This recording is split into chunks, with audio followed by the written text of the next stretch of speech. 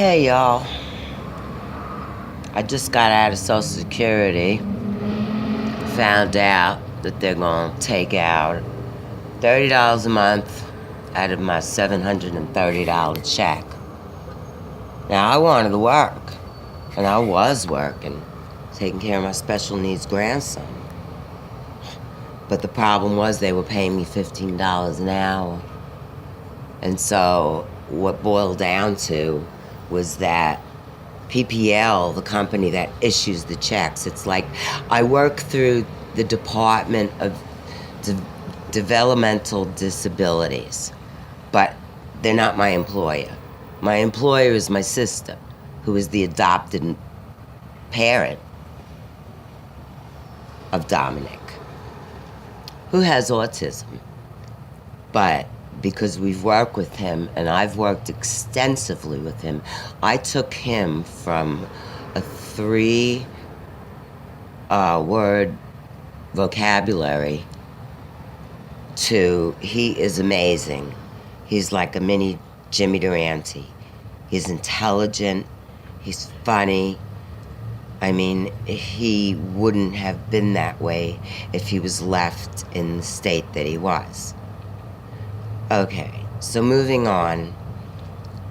I asked, because they, Social Security, okay, you owe us almost $4,000. You haven't been able to work for 12 years, but you finally got offered a job doing something that you do anyway. I mean, it's baffling. It is. It's like I would have done it anyway. So then for a little while, and I was reporting what I was making because of the situation and the way the government, their rules are archaic. I mean, you can make $85 a month, and then after that, half of everything you make is taken out. So how are you supposed to get ahead? I mean, okay, the dream is, okay, I don't understand why you're not all United States citizens, but that's another story. I got nothing against y'all, but, it's like, look, I was born in this country. I was going to be a pediatric oncologist. I wanted to be a doctor. I was going towards nursing. The bottom line of the story is that LCC, the school I was going to, they knew I was disabled. They knew I had a lot of issues, which, I've been in therapy for 40 years because of my PTSD and all this and that. You can still move beyond it, even with the triggers in life. Okay, so I'm trying to make this a better world, I get online and, before I know it, it's like I'm slowly publishing my thoughts and my writings because I have such a complicated life that I don't have time to sit down and, write a 10,000-page chapter. So, getting back to the whole conversation, I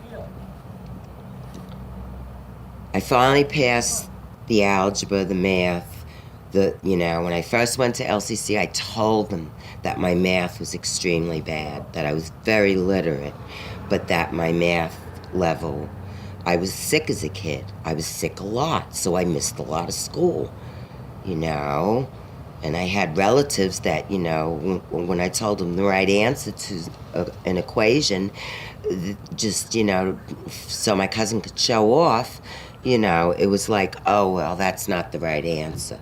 And then you start doubting yourself, and you have enough on your mind as it is. Well, that's another story for another day. So I'm here, right? Okay.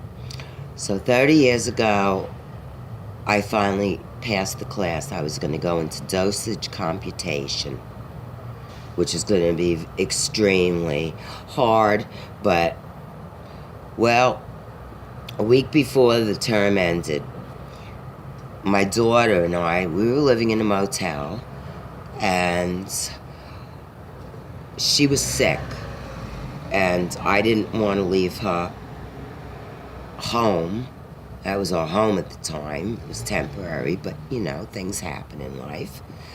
And so I stayed home with her, and I worked on my algebra homework and everything that I had to finish up and make sure was done. Long story short, I turned everything in. Joyce Fish was my instructor at the time. And she was great for a while, until she told me, you know what, Diane? I can't pass you because you have one too many absences. And I'm like, look, this was extenuating circumstances. It didn't matter. I stayed home with my kid because she was sick. So they didn't fund me, so I had to take 2 incompletes. And someone was supposed to pay me back from a loan. I loaned them $350 because I had never taken school loans. It was always grants. But the last term, I decided, I wanted to have a little extra money. I wanted to move into a nicer place. They sold the house we were renting. We were there for 9 years. And, it's like on and on and on. So the bottom line of the story was, because I didn't have the $350 to pay for the incompletes, and time went by and things happened, and the economy here in Oregon was bad, and I had to work as a CNA, and I also needed my medications, for my mental stuff, plus my physical stuff. And it was like, oh, you're going to make too much money as a CNA. You work like a dog as a CNA, and you don't get paid very much. I was minimum wage in those days, but I was proud to get a paycheck. So between that situation where I was going to lose my Medicaid, and how can I work if I'm sick? So here it is 30 years later. I didn't get to be a nurse. I didn't get to follow my dreams. I mean, I have nothing against anybody else, but it's like, hey, I'm a person too. Oh, so the thing that really got me today was that I asked, I would like to have a burial. My mother had a Jewish free burial in New York. God bless the Hebrew Free Burial Association. My mother thought she was going to wind up in Potter's Field. Basically, they dump your body, okay? But when all was said and done, my mother had a decent burial. And so, all these years since I was in my 20s, I wanted to have arrangements. My grandpa, Mo, he had a plot.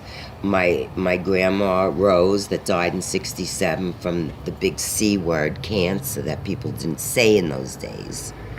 It was like contagious. Okay, try my life on, try my shoes on, okay? And here I'm still at 62 trying to do the right thing. So I ask about a funeral plan. Well, I find out that I can have a bank account with $2,000 in it. Like, I could afford to make $2,000. Okay, now I'm back on a fixed income of $736. Okay, I was trying to work so I could maybe finagle having a little will, leaving a little something to my grandkids and, maybe my kids, something. Okay, so long story short, you can have a bank account no more than $2,000. God knows how you're going to get the $2,000. And as far as funeral arrangements go, you are allowed to have a secondary bank account. And sorry, I'm on a check cashing thing, because I can't afford to have a brick and mortar bank, because the money goes in and it comes out to pay the bills. And, whatever you live on in the meantime. I mean, $700 is a lot to live on in a month, right? Okay, throw in a little food stamps. Not quite $200 in food stamps. Okay, where you gonna live for that? Where you gonna live for $700? And they wonder why there's so much homelessness in this country. Believe me, I've been there too. I've held a sign. Grandma needs, gas money. Grandma needs, food money for the grandkids. God bless you. And there's been some good people You know, some people will hand you whatever change they have in their car, and they apologize because they wish they had more on them. You know, or maybe you get lucky and somebody will hand you 20. Or everybody just pulls all the dollar bills, the Mexicans that they have, or the Jews or the blacks or whoever it is that thinks it's okay enough to want to help another human being.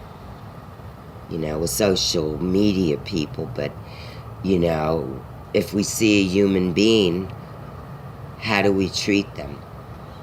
Are we afraid of them? Are we disgusted with them? I mean, all of the above.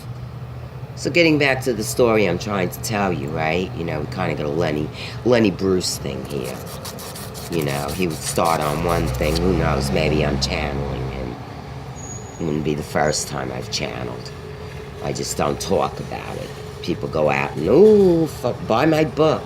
No, that wasn't my thing in life. I was going to be on Saturday Night Live with John Belushi and all of them. And the reason that I didn't pursue that was basically I noticed that as soon as people knew I was going to be on television, they treated me differently. All of a sudden, everybody was my friend and they were excited for me, you know. Whereas I was always the oddball out. You know, I was tolerated. Maybe I was loved, but, you know, at a distance. You know, people think I didn't notice those things as a kid. Well, when you have to take care of a mother that got put on amphetamines, and then she couldn't get them because you just couldn't buy them anymore, you needed a prescription. Well, my mother went the other way. My mother became suicidal. So at 8, 9 years old, I'd have a conversation with my mother. She'd be sitting on the couch with a bag of all kinds of miscellaneous pills. Diane, if you love me, you'll let me die. And I'd look at her and I'd go, Mommy, but I love you. I don't want you to die. You know, you're trying to outthink in a chess way. Your mother wants to kill herself. She might not be there anymore. So what do you do? So she'd make me promise that, you know, I would just do the right thing and let her die. And not wake my grandfather up. And I'm 8 years old. And I'm very unsocialized. Kids are not allowed in my house. You know, I can talk to kids outside.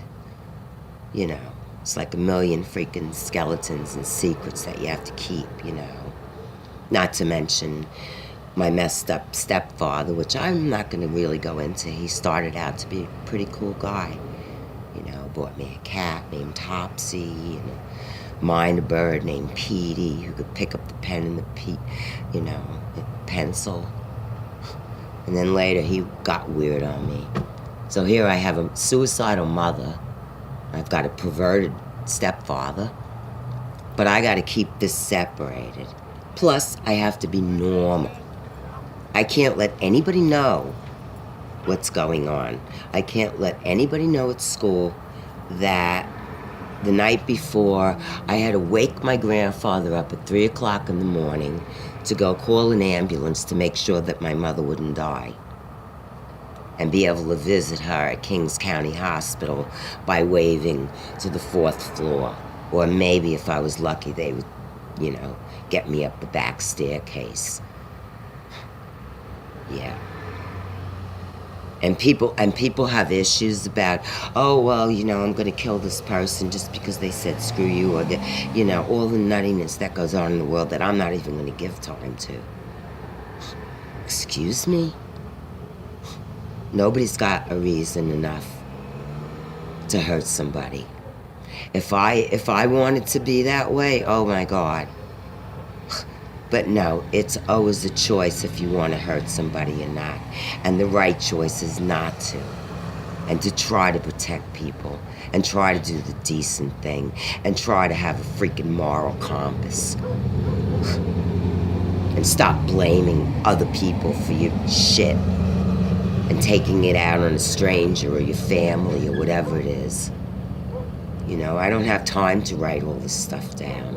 I don't have time to say, well, they told me, I could have a bank account with $1,500 in it. Where the hell you gonna get a funeral for $1,500? I don't want to be cremated. I'm sorry. I believe in the last life I died at Auschwitz. And I don't want to do that again. I'm not making no money off of this or whatever. No, I struggled my whole life. I could have had more lawsuits than, you know what I mean? They misdiagnosed my gallbladder. For a year and a half, they told my family there was nothing wrong with me. They tested me. And then finally, after it was just about rotted out of my body, miraculously, they took an ultrasound and found out that I had a gallbladder that had to come out. And first I had a bikini cut. And then the next thing you know, my doctor's away over the weekend, and I got more bile coming out of me. I went through 3 rolls of paper towels. Yeah, that's gross, ain't it? Yeah, sure the fuck was. I ruined my sister's new mattress. Monday morning, called up, because they said, oh, it's nothing. It's nothing. Well, we didn't know. We were in our 30s. Okay, that's what the doctor said. Oh, it's okay. Well, come Monday morning, I'm almost unconscious, and I have to fill out a paper because they had to put me under, see how bad it was, and then it's like, oh, well, we have to take it out. Next thing you know, I wake up and I'm gutted like a fish, and the nurse is telling my family that I've given up. When I'm seeing my body floating, and they're calling me to the holy pearly gates or whatnot, and I'm like looking down and they're all sad and crying, and I'm like, I can't leave. I can't leave. And this ain't no bullshit. Anybody that knows me, they know that this is not an act. This is who I am, what I've been through. Some of them didn't even know half the years because we've been separated. But that's what I'm talking about. I did 17 minutes of this shit. So I said to the girl in Social Security, I go, God, what am I supposed to do? Make a GoFundMe page? And she laughed. People that work down there, they gotta follow their jobs. A lot of them know. There's no way for somebody to get off of SSI or at least be able to stay on it, because people that have nervous breakdowns sometimes, they're all right afterwards, but stuff happens to them.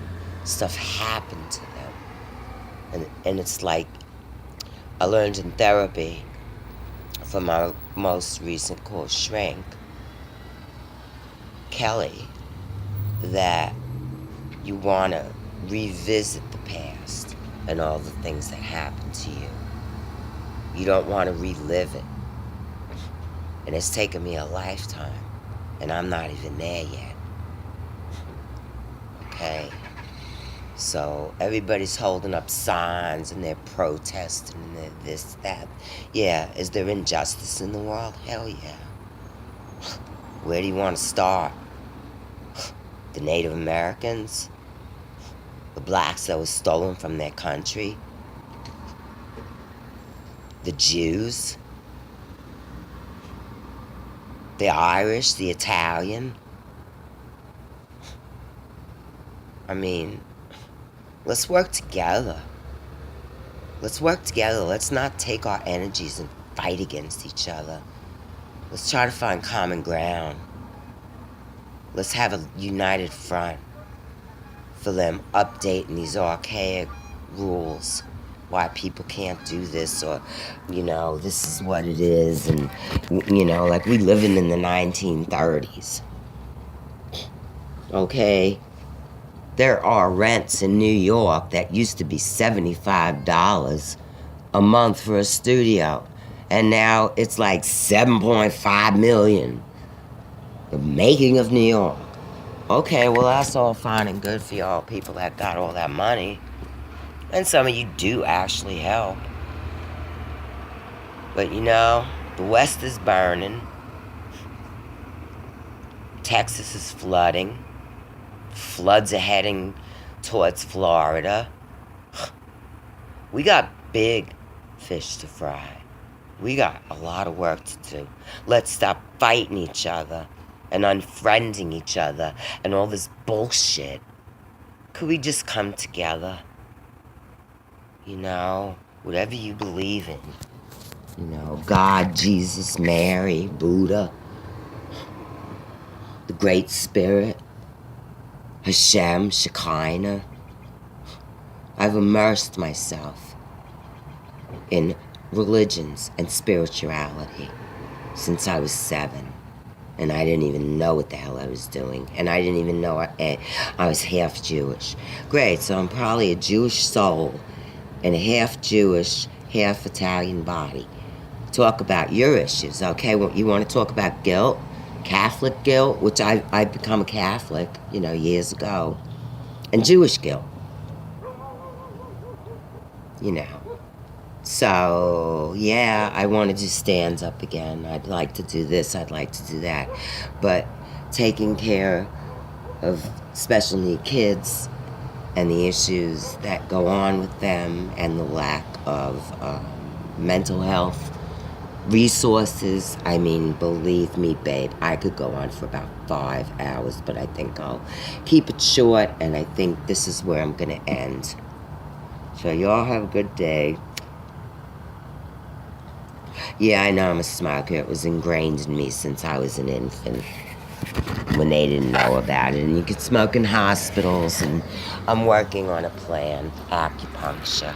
But I'm just not ready to quit smoking yet. But I will eventually. But I wish this world would get to be a better place. I see people out there, and some of them will smile, and you have that moment with somebody that maybe you're going through something, and you're sitting in a bus stop or wherever, having your tires done, or your nails done, or whatever. I wouldn't know. I do mine myself.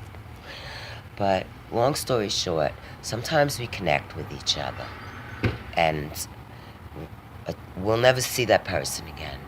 But they tell us something, and we tell them something, and in that small little conversation, whether it's 10 minutes or 15 or whatever, and then the bus comes, and maybe we talk on the bus, and maybe we just go in our silence. That's our souls connecting, people. So can we work on our souls connecting instead of looking at other ways of hurting? Let's start putting out healing energies. Because, man, if we don't pull together, we're going to fall alone. So, God bless y'all. Thanks for listening. I'll get this up on YouTube at some point. Hope I don't blow up my phone. I'm at 22 minutes. But, I don't know. Just is what it is. Anyway. Yowza. Oh, I wish I could get myself on point.